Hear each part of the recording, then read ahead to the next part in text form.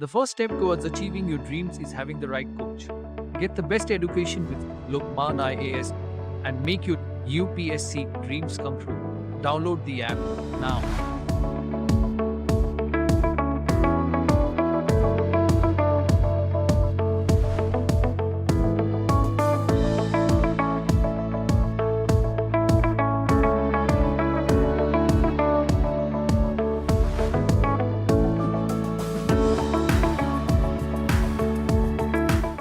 Happy New Year, everyone. I'm Arjun Gupta, and I have secured All India Rank 1 in Indian Economic Services exam this year. And today I will be sharing my strategy and some tips which people can follow that I followed, and I'll be sharing my strategy, how I approach the exams. But before that, a brief background about myself. So I come from Jammu, and I did my schooling in Jammu itself till class 12th.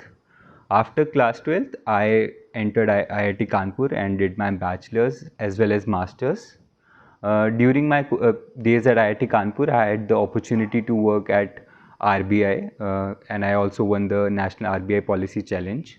So this was my tryst with economics, and during the period at IITK, I got further engaged and interested in economics and decided to pursue this as a career. Graduation and post-graduation, I joined McKinsey as a risk analyst, and I worked there for 1 year, and I left the job in July 2021 to prepare for civil service examination and Indian economic services.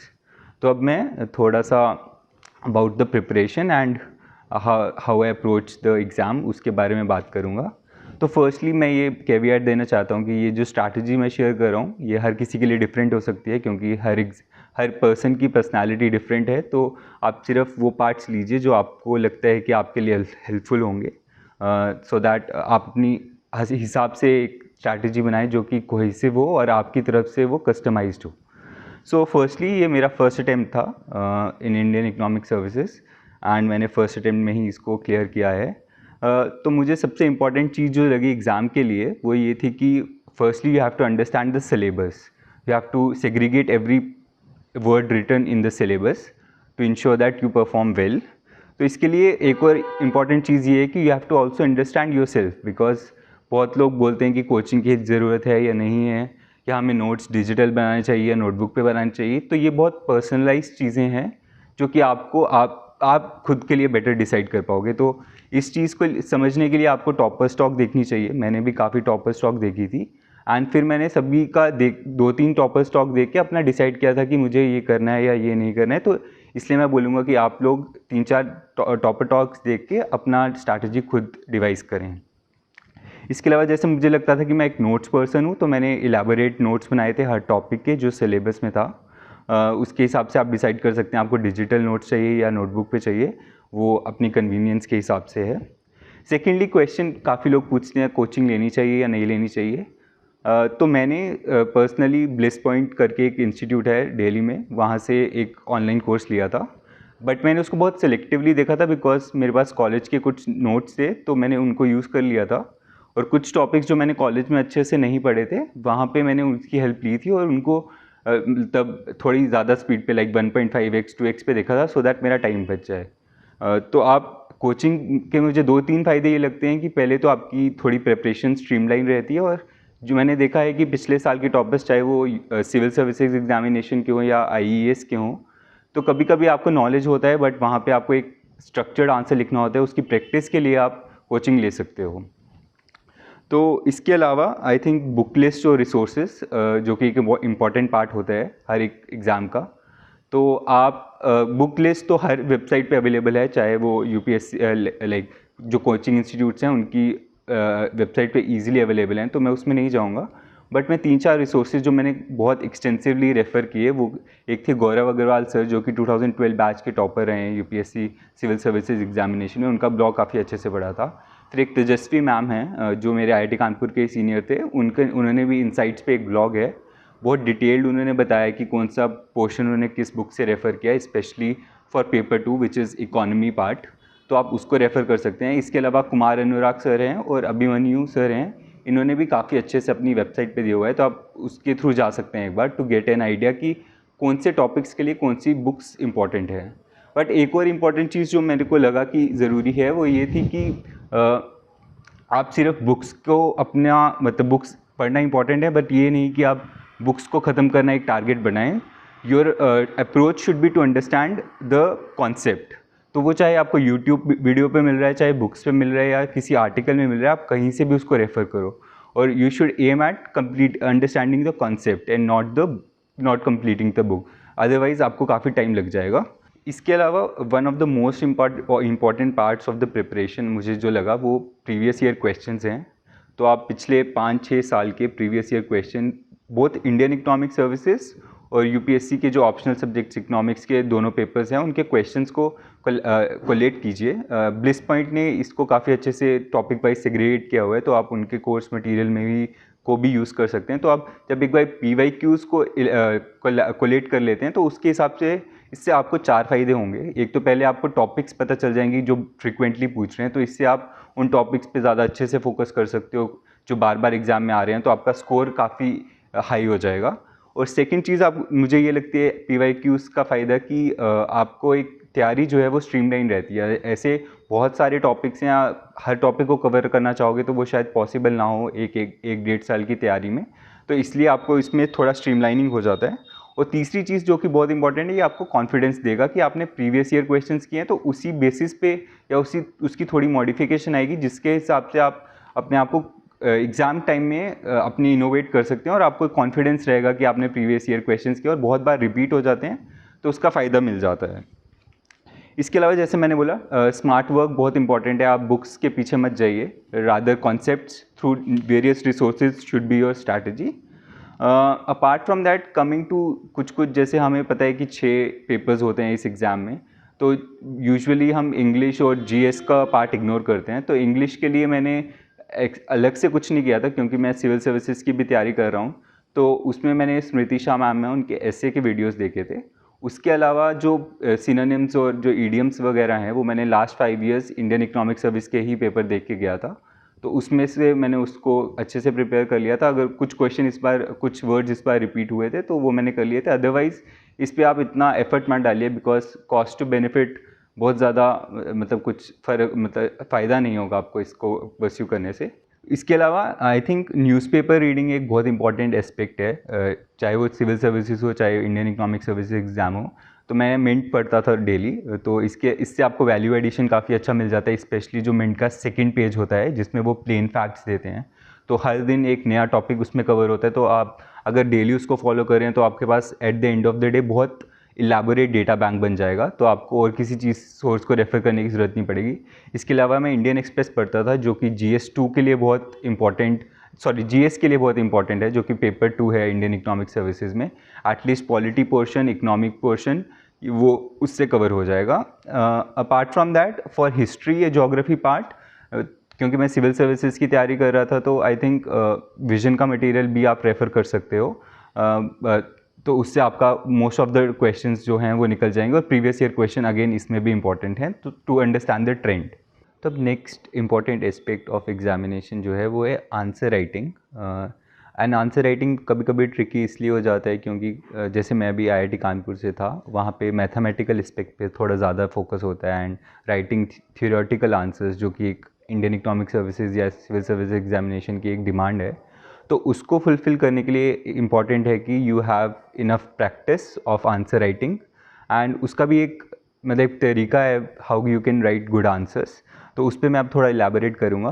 तो पहली चीज़ जो आती है कि when we should start answer writing, तो मैंने ये किया था कि जब भी मैं कोई टॉपिक कंप्लीट करता था, फॉर एग्जांपल माइक्रो इकोनॉमिक्स का मार्केट स्ट्रक्चर टॉपिक है, तो मैं जैसे मैंने पहले बोला कि प्रीवियस ईयर क्वेश्चंस तो मेरे पास रहते थे उस टॉपिक से रिलेटेड, तो मैं फिर इन क्वेश्चंस को एक मतलब बुकलेट ले लेता था उसी साइज़ की जिस साइज़ के UPSC आंसर बुकलेट होता है, एंड उस पर प्रैक्टिस करता था विद इलेबोरेट मतलब 3 डिस्टिंक्ट पार्ट्स में, like introduction, the body part and the conclusion part. तो आप कोई भी जैसे कोई टॉपिक कंप्लीट करते हैं उसके PYQs उठा सकते हैं एंड उसको प्रैक्टिस करना स्टार्ट कर सकते हो। अपार्ट फ्रॉम मतलब उसके अलावा जब आपके PYQs ख़त्म हो जाते हैं तो आप कुछ और टेस्ट सीरीज़ जैसे मैंने ब्लिस पॉइंट की लगाई थी, और मेरे ख्याल से एक टेस्ट सीरीज़ जो कि 12 टेस्ट की होती है प्लेसमेंट में, वो इनफ थी मेरे लिए टू गेट कॉन्फिडेंस बूस्टर। तो आप ऐसे अप्रोच कर सकते हो। And when to start, as I said, after completing each topic you can pick up the questions और उनको प्रैक्टिस करना स्टार्ट कर सकते हो।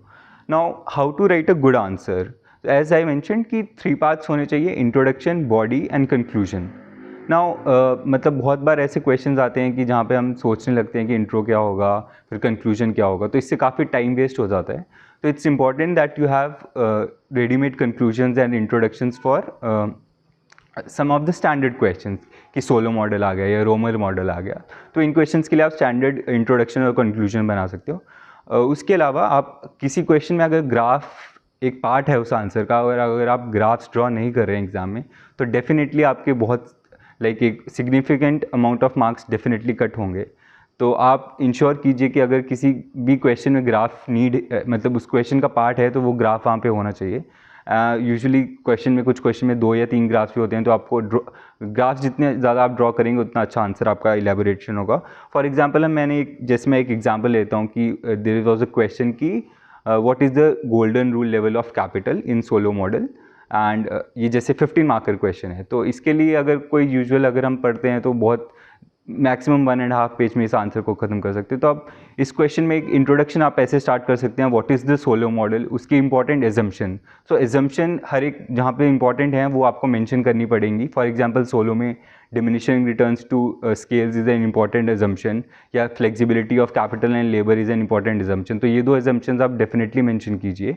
इसके अलावा आप इस क्वेश्चन में ये आंसर कर सकते हैं कि what is golden rule level of capital, which is a capital at which the consumption maximises and the welfare increases. So आपको ये कीवर्ड्स मेंशन आप करोगे तो आपका आंसर अपने आप इलेबोरेटेड हो जाएगा और सेल्फ सफिशिएंट हो जाएगा। तो मार्क्स अपने आप टीचर आपको वहाँ पे देगा। और इसके अलावा इस क्वेश्चन में आप ग्राफ्स यूज़ कर सकते हो। एंड अगर ये क्वेश्चन 15 मार्कर में आता है तो आपको यू शुड से कि अगर कैपिटल स्टॉक गोल्डन लेवल से ज़्यादा होगा तो वो कैसे एडजस्ट होगा, अगर कम होगा तो वो कैसे एडजस्ट होगा, एंड उसके corresponding graphs.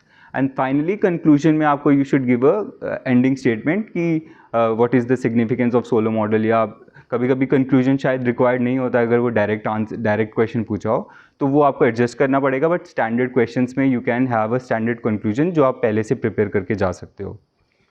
Coming to the evaluation part, क्योंकि कुछ लोग डेली में जाके तैयारी नहीं करते, मैंने भी नहीं की थी, तो आई वुड से कि बहुत सारे ऑनलाइन पोर्टल्स हैं। फॉर एग्जांपल ब्लिस पॉइंट जो था, वहाँ पे मैं ऑनलाइन मतलब घर पे लिख के टाइम बाउंड मैनर में उसको ऑनलाइन अपलोड कर देता, and they were kind enough to reply back with a corrected answer sheet in a week और सो। तो आप वो प्लेटफॉर्म्स यूज़ कर सकते हैं। आई थिंक इकोहॉलिक्स ऑल्सो एक प्लेटफॉर्म है जो मैंने एक्सप्लोर किया था, बट मैं ब्लिस पॉइंट के साथ गया था। एंड इसके अलावा मतलब आपको ज़रूरत नहीं है वहाँ डेली जाके ये सब टेस्ट सीरीज़ देने की, द रिसोर्सेज आर सफिशिएंट। आपको बस मोबाइल पे फ़ोटो खींच के वहाँ पे अपलोड कर देना एंड वो रिवर्ट बैक कर सकते हैं। एंड इनफैक्ट आप मेंटर्स के साथ ऑनलाइन मतलब फ़ोन पे डिस्कशन कर सकते हैं अगर आपको किसी क्वेश्चन में डिफ़िकल्टी आ रही है, and how to structure your answer. तो आप इसको इम्पॉर्टेंट चीज़ें, और इसके अलावा आई थिंक कुछ इंपॉर्टेंट चीज़ें जो मैं बताना चाहूँगा in answer writing.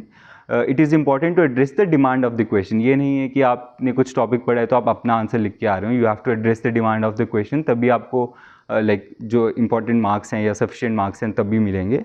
Second, I think अगर कोई मैथमेटिकल इक्वेशन है उस मॉडल की या उस क्वेश्चन में तो वो मेंशन करना इंपॉर्टेंट है टू इंक्रीज योर मार्क्स।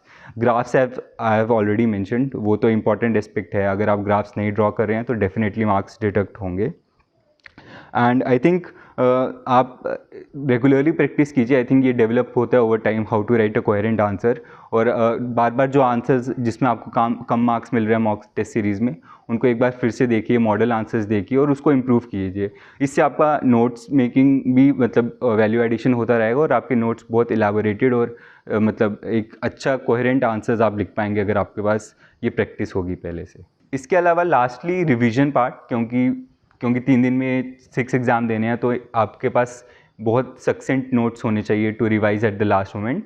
तो मैंने आखिरी के दिनों में एक बहुत छोटे छोटे नोट्स बना लिए थे जो कि मुझे लगता था मेरे टॉपिक्स वीक हैं और जिसमें रिवीजन की ज़रूरत है। तो मैंने 10-15 पेजेस में हर टॉपिक के नोट्स ख़त्म कर दिए थे, सो दैट मैं जाने से पहले उनको एक बार देख लूँ to keep my confidence high. तो आप उस तरह से एक नोट्स बना सकते हैं जब आप एग्ज़ाम्स के करीब आ रहे हों, जिससे आपको कि लास्ट मोमेंट पे रिवीजन करना थोड़ा इजी हो जाएगा। इसके अलावा थर्ड एस्पेक्ट जो मेरे को प्रिपरेशन का लगा वो कि जो है कि मैनेजिंग द टाइम। तो स्पेशली जैसे मैं पहले जॉब कर रहा था तो मैंने जॉब छोड़ी थी, तो आप अगर वर्किंग हैं तो आप डिसाइड कर सकते हैं, ये बहुत पर्सनलाइज डिसीजन है अगेन। अगर आपको लगता है कि आप जॉब के साथ तैयारी कर सकते हैं तो आई थिंक पॉसिबल है इस एग्ज़ाम को क्लियर करना। अदरवाइज़ मेरे को ऐसा लगता था कि मेरी अटेंशन जो है वो डाइवर्ट हो रही है, तो इसलिए मैंने फुल फ्लेज्ड 1 ईयर तो सोचा ही था देने का।